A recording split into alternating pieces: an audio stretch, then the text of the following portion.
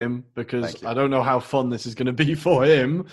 But we're going to start in England. So we're going to go all the way back to 2011, 2012, put in fadey music, right? Like the dream sequences, right? And we are back in 2011, 2012. This was the season where we had United were reigning champions from 2010, 2011, with them winning 4 of the previous 5 Premier League titles, with Chelsea sneaking one in there. United had signed a young David De Gea from Atletico Madrid, a young Ashley Young from Aston Villa, and a certain Phil Jones, who would go on to meme fame, from Blackburn. And Man City had a massive transfer window. They had signed Sergio Aguero, Samir Nasri, Gael Clichy, David Pizarro, and Owen Hargreaves, ex-Manchester United man.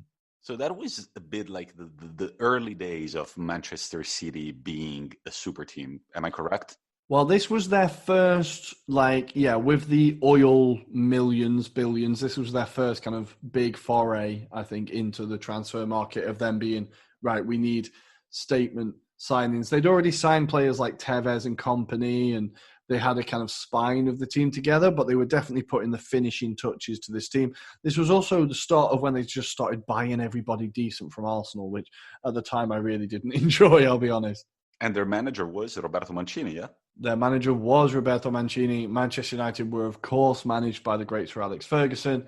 And this was the first season where we saw the noisy neighbours, as Alex Ferguson dubbed them, really starting to make some noise. But before we focus on the 2 teams that would go on to contest the title, I want to give you some context of the other teams that were battling it out around the bottom and around the rest of the league. So we had Swansea, who became the first ever Welsh team to appear in the Premier League, managed by Brendan Rodgers.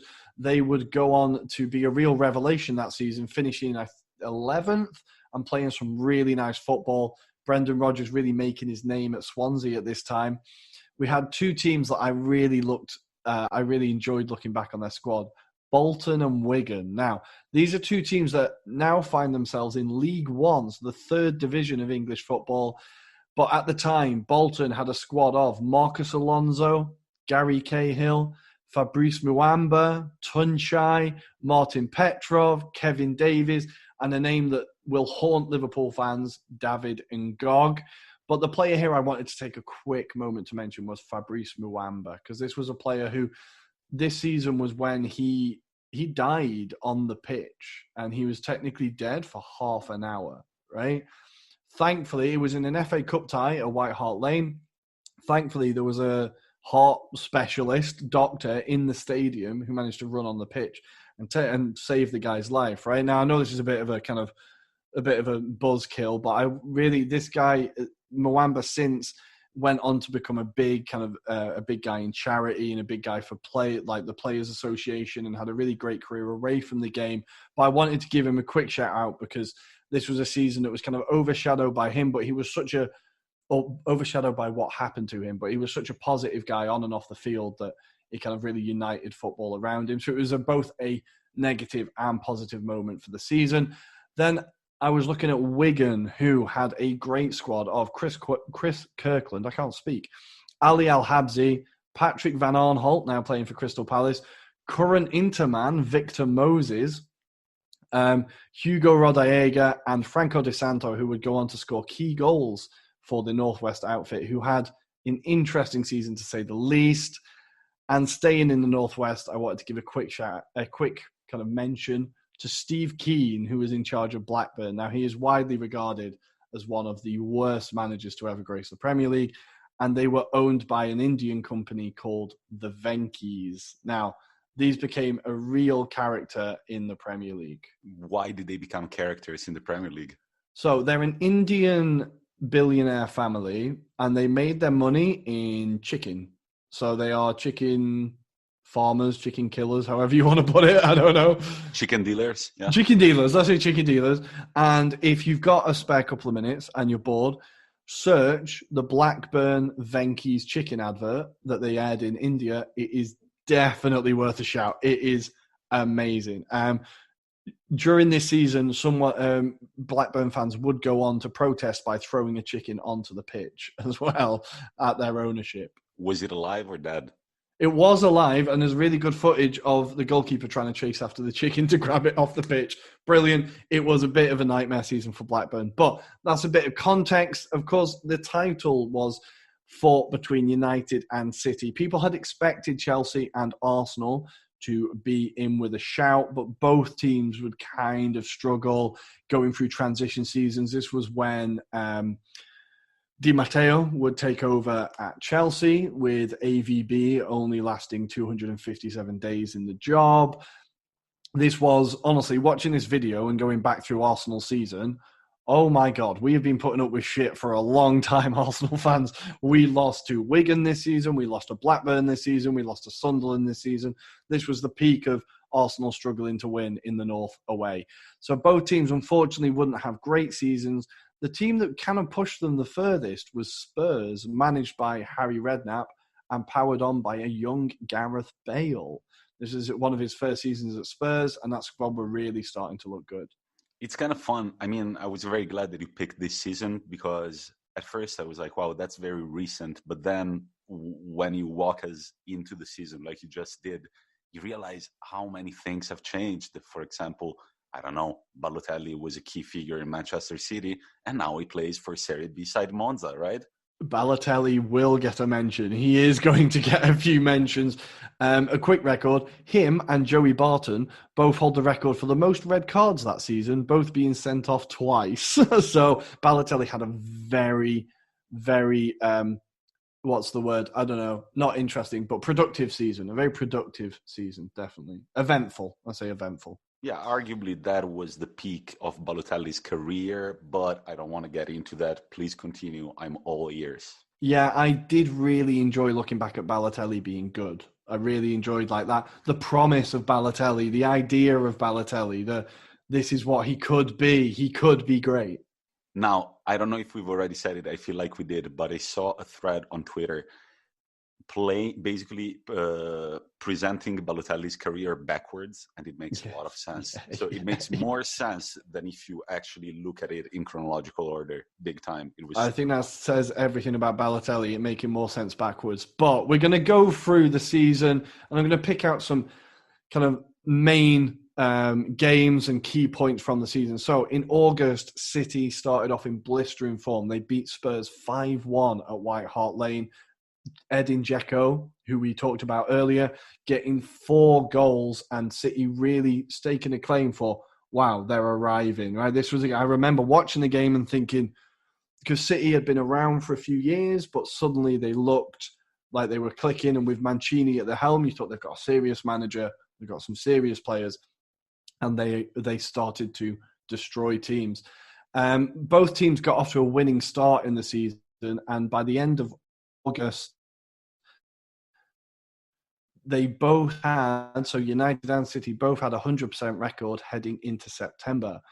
Now, with September coming quickly, Rooney and Aguero both bagged hat-tricks as both teams started to really set the pace.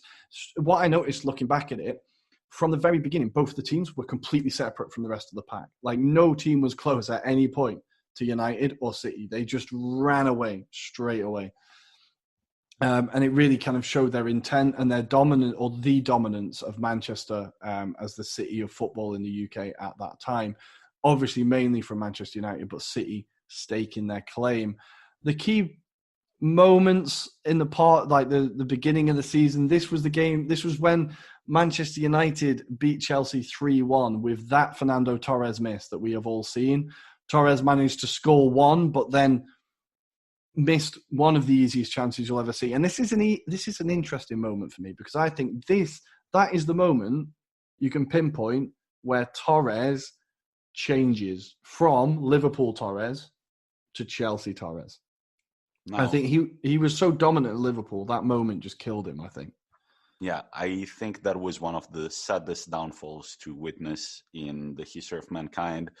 If you talk to Torres about it, he will probably giggle at it, since the man has won every single tournament that he could possibly win. Really. Yeah. Yeah, he doesn't care. But yeah, that was kind of a sad moment to see that even Torres was human. He was not as prolific as it used to be at Liverpool, and yeah, that was the beginning of his downfall. Well said. Yeah, he was a shadow. He was a shadow of his former self. But also in the first part of the season, we had Liverpool drawing 1-1 with Manchester United at Anfield, with the infamous Suarez being racist to every incident, which Liverpool would then go on to stick up for Suarez with the pro Suarez t-shirts in the worst PR move I've ever seen in history. And we also had now the moment that I think will live forever in Man City fans' heads, and this was the big claim of the noisy neighbours: 6-1 at the Swamp, as the City fans call it.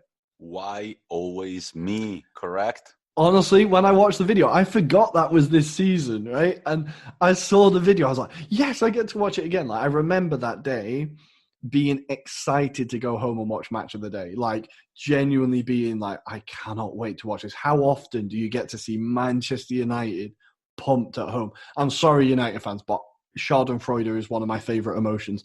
And I absolutely loved watching that. That game was... I saw the interview with Ferguson afterwards, and you can see it on his face. He says afterwards, this is the worst day of my career. And you can see that he realizes then that there's something to be scared of here. Like, this City team aren't going to go away.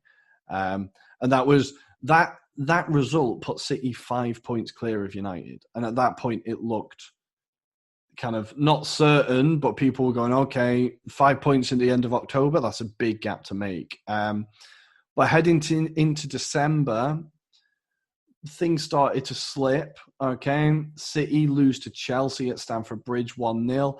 They then go on to lose to Sunderland away after, I remember this game, they had like 30, 40 shots on target, one-way traffic. It was crazy. The Sunderland keeper just stopped everything.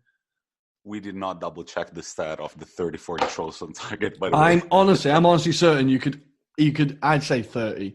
The keeper stopped everything. And then in the 93rd minute, a Chinese player called Ji managed to score the winner for Sunderland, who were battling relegation. And this was really where the wheels started to fall off for City. You could see the mind games from Ferguson kind of creeping in, and United started to slowly catch them up. Despite a shock loss to the worst manager in Premier League history, Steve Kean, at Old Trafford, as they did manage to lose 3-2 to Blackburn. But Manchester United were starting to put the pressure on. So coming into the second part of the season is where it really obviously starts to get a bit more interesting. And City beat Liverpool 3-0 at home. Another statement, another battering of a rival. Goals from Aguero, Torre and Milner. United lose to Newcastle. And there's constantly this kind of switch of City being top, United being top, then the level. City being top, United being top, then the level. And it's just, but at all times they're so far away from the rest of the pack. Like the rest of the division is so far behind that by the end of January, the third team are like 15 points behind. Like there's such a big gap that these were so clearly the two greatest teams in the league. So for the rest of the season, it kind of goes on much the same. United draw with Chelsea. Chelsea go 3-0 ahead. United pull it back to 3-3, showing a bit more fight. And then we're going to come to the moment that we're all going to talk about, or that we all want to hear about, is the last game of the season. Now, back then, I was with in Italian we say fidanzata storica, like my historical girlfriend. Okay. She's the girl I've spent the most time with. But we're together on a beautiful island off the coast of Lazio, so not that far from Rome. The name of the island is Ventotene. I remember this beautiful morning, and you know those days that you kind of wake up with your girlfriend and you feel like something is off, and then I do what no man should ever do when you feel like something is off with your girlfriend. You just sit down and you watch highlights of games. And I had received... Yeah, it doesn't sound like a good idea. Yeah. Not at all. I received a few messages of people telling me, did you watch what happened in Manchester yesterday? And they said no. And so I had to catch up with all the highlights. And that was followed by me eating breakfast in front of my girlfriend while watching highlights and going